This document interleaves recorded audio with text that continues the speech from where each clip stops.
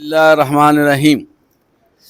عزیز طلبہ، آپ کے سامنے قرآن مجید کے جو مضامین ہیں ان کے بارے میں بات جاری ہے۔ اس سلسلے میں ہم نے سب سے اہم جو مضمون ہے قرآن مجید میں عقائد، جس کو انگلش میں بلیف کہتے ہیں، اس کے بارے میں بات کی ہے، اور عقائد کی جمع ہے عقیدہ۔ اور قرآن مجید میں سب سے زیادہ فوکس، سب سے زیادہ اٹینشن جو ہے وہ عقائد کو دی گئی ہے۔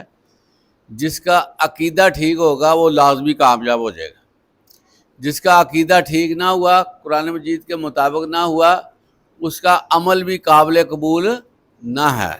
اس لیے قرآن مجید میں جو عقائد دیے گئے نا، توحید کا عقیدہ، انبیاء کرام پر ایمان لانے، آخرت کا دن اور فرشتوں پر ایمان، اور اسی طرح تقدیر پر ایمان، یہ ایمانیات ہیں، اس کو عقائد بھی کہتے ہیں۔ تو یہ سارے ہمارے وہ ہونے چاہیے جس طرح قرآن ہمیں گائیڈ کرتا ہے۔ اسی طرح عزیز طلبہ، عبادات کے حوالے سے آپ سے بات ہوئی تھی کہ قرآن مجید میں بار بار نماز کا حکم دیا گیا ہے، اور جو بندے نماز نہیں پڑھتے ان کے بارے میں قرآن مجید میں یہ حکم ہے، اس کو نص قطعی کہتے ہیں، آخری حکم، کہ جو نماز نہیں پڑھتا ہے وہ مشرکوں میں سے ہے۔ اس سے آپ اندازہ کریں کہ نماز کی اہمیت کتنی ہے۔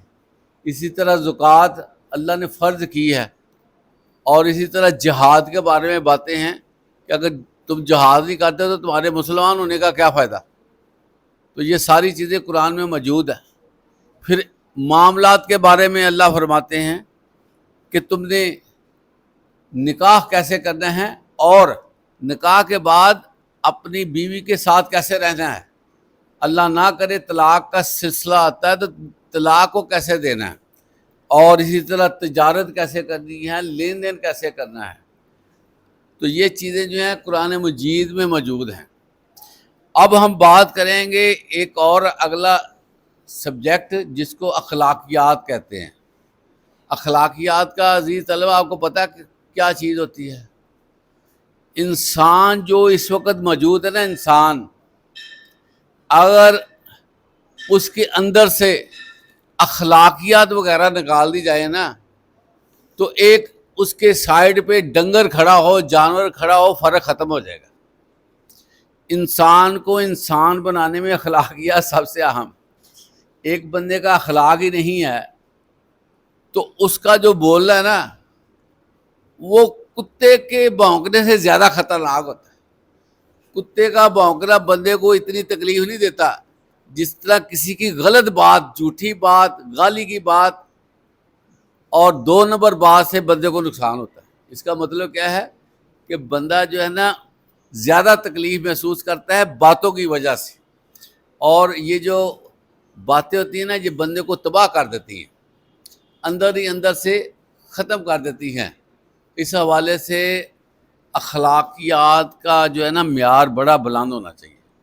اور ایک قرآن مجید میں اللہ تعالیٰ نے اخلاقیات کے حوالے سے بہت باتیں کی ہیں، اور بندوں کے اخلاق پہ پورا زور دیا ہے، جس میں عزیز طلبہ آپ کو پتہ ہے کہ والدین کی خدمت کے حوالے سے، والدین کے احترام کے حوالے سے، ان کی فرما برداری کے حوالے سے اللہ تعالیٰ کے فرمانات کتنے ہیں۔ اور اللہ تعالیٰ نے یہاں تک فرما دیا کہ میرے بعد جو ہے نا، میرے بعد تمہارے لیے سب سے زیادہ حقدار تمہارے والدین ہیں، یہاں تک فرمایا گیا۔ پھر یہ بھی فرمایا گیا کہ خبردار ان کو اف تک نہ کہنا، ان کے آگے بات نہ کرنا، ان کو جو ہے نا کبھی بھی جو ہے وہ اپنے طور پر ایسی بات نہ کرنا جو یہ ہرٹ ہو جائیں، پریشان ہو جائیں، ان کو کبھی بھی جو ہے تکلیف والی بات نہ کرنا۔ اسی طرح یہ فرمایا جا رہا ہے کہ یہ جو والدین ہیں، اگر یہ بوڑھے ہو جائیں نا، ان میں سے 1 یا 2، تو ان کے لیے دعائیں کرتے رہنا، ان کے لیے نا پکارنا اپنے رب کو کہ یا اللہ ان پہ رحم فرما، انہوں نے بچپن میں ہمیں پالا۔ اسی طرح عزیز طلبہ، میاں بیوی کے حقوق ہیں۔ میاں بیوی جو ہیں گھر میں، آپ کو پتہ ہے کہ ایک نئی نسل کو تیار کر رہے ہوتے ہیں، اگر وہ آپس میں لڑتے جھگڑتے رہیں گے تو بچوں پر اثرات پڑیں گے، بچے جو ہیں وہ اس کے خود بھی بد اخلاق ہو جائیں گے اپنے والدین کو دیکھ کر۔ اسی طرح گھر چلانا ہے، بیوی کا خاوند پہ حق ہے، خاوند کا بیوی پہ حق ہے، حقوق و فرائض دونوں انجام دیں گے تو ضروری ہے۔ تو اللہ تعالیٰ نے قرآن مجید میں ان کے حقوق و فرائض کا ذکر فرمایا ہے۔ اور اسی طرح جو حکمران ہیں ان کو یاد دلایا گیا کہ تمہاری رعایا ہے، تم نے ان کا خیال رکھنا ہے۔ اسی طرح جو رعایا ہے ان کو یہ کہا گیا ہے کہ تم جو ہے اپنے جو حکمران ہیں ان کی اطاعت کرو، اطیعوا اللہ و رسول و اولو الامر منکم، اللہ اس کے رسول کی اطاعت کرو اور ان کی اطاعت کرو جو تمہارے اوپر سربراہ ہیں، جو تمہارے ہیڈ ہیں ان کی اطاعت کرو۔ تو اللہ تعالیٰ نے پورے سوسائٹی کو چلانے کے لیے ہر پہلو پہ لوگوں کو گائیڈ کیا ہے۔ اس کے بعد عزیز طلبہ عدل کے بارے میں، انصاف کے بارے میں، اعدلوا، انصاف کرو، ہوا اقرب للتقوی، وہ تقوی کے قریب تر ہے۔ اور اسی طرح فرمایا گیا کہ جو قتل کرتا ہے اس کو قتل کرو، جو چوری کرتا ہے اس کے ہاتھ کاٹ دو، تو جو جرم کرتا ہے اس کو سخت سزا دی جائے تاکہ آئندہ جرم نہ ہو۔ عدل کے بارے میں سخت بات ہوئی ہے۔ تو اللہ تعالیٰ یہ نہیں پسند کرتا کہ جرم ہو جائے اور پھر اس کو نا اس طرح گھما پھرا کے چھوڑ دیا جائے۔ اور اسی طرح اللہ تعالیٰ نے قرآن مجید میں عہد کے بارے میں بتایا ہے، وَأَوْفُوا بِالْعَهْدِ إِنَّ الْعَهْدَ كَانَ مَسْئُولًا، عہد کو پورا کرو، عہد کے بارے میں سوال ہوگا، یہ قرآن مجید میں اللہ فرماتے ہیں۔ اور اسی طرح عزیز طلبہ صدق ہے، امانت ہے، اللہ تعالیٰ فرماتے ہیں اور امانتیں ان لوگوں کو واپس کرو جن سے تم نے لی۔ آپ صلی اللہ علیہ وسلم جب مکہ سے ہجرت کرنے لگے مدینہ کی طرف تو آپ کے پاس لوگوں نے ڈھیر ساری چیزیں رکھوائی ہوئی تھی، کیونکہ آپ صلی اللہ علیہ وسلم اپنے وہاں پر صادق اور امین کے نام سے مشہور تھے۔ تو آپ صلی اللہ علیہ وسلم نے جاتے وقت حضرت علی کو اپنی چارپائی پہ لٹایا، سلایا اور یہ کہا کہ علی تم نے یہ سب امانتیں جن جن لوگوں کی ہیں واپس کر کے آنا ہے۔ چنانچہ حضرت علی نے ایسے ہی کیا۔ تو قرآن مجید میں بھی امانت کا ادا کرنا بڑا لازم ہے۔ اور اسی طرح عزیز طلبہ صبر کی بات ہوئی ہے، تحمل کی بات ہوئی ہے۔ اللہ تعالیٰ فرماتے ہیں وَاصْبِرْ، صبر کرو، ان اللہ مع الصابرین، میں صبر کرنے والوں کے ساتھ۔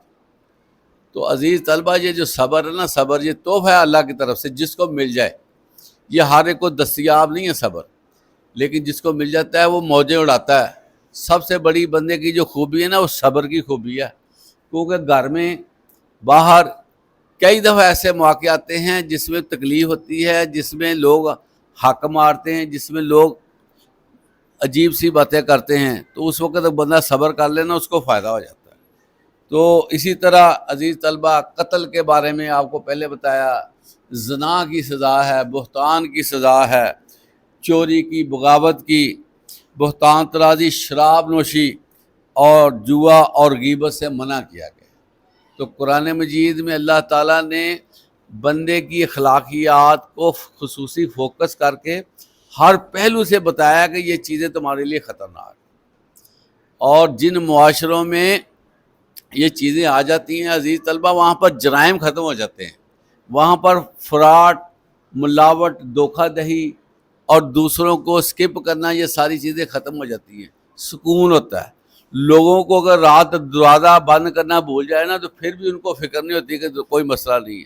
کوئی بندہ پیسے لے کر چلتا ہے نا تو اس کو یہ فکر نہیں ہوتی کہ مجھے کوئی لوٹ لیا جائے گا، مجھے ایسے ہو جائے گا، یا اس کو یہ نہیں ہوگا کہ بمب چل جائے گا میں مارا جاؤں گا۔ جس طرح اب ہمارے ہاں انسیکیور لوگ ہیں، پتہ نہیں کب اللہ نہ کرے کوئی مسئلہ بن جانا ملک میں تو سارا مسئلہ۔ تو اللہ تعالیٰ چاہتا ہے کہ لوگ ہمارے جو ہے نا، میری امت، میری مخلوق جو ہے یہ سلامتی میں رہے، خوش رہیں، اس لیے یہ اخلاقیات جو ہے نا اللہ تعالیٰ نے قرآن مجید میں اتنی زیادہ بتائی ہیں. تو اللہ تعالیٰ ہمیں ان چیزوں پہ عمل کرنے کی توفیق عطا فرمائے. وآخر دعوانا الحمدللہ رب العالمین.